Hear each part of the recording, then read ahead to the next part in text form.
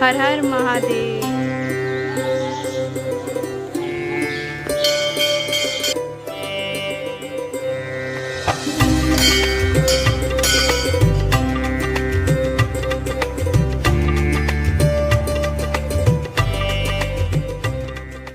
দেউলঘাটা এই নামটার সাথে হয়তো সবার পরিচিতি নেই, কারণ খুব বেশি মানুষ এটা দেখতে যান না।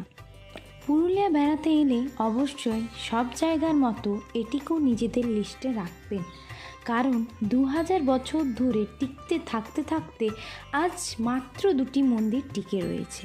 তো চলুন আজ কাঁসাই নদীর কোলে একেবারে লোকচক্ষুর আড়ালে ঘুরে আসি দেউলঘাটা।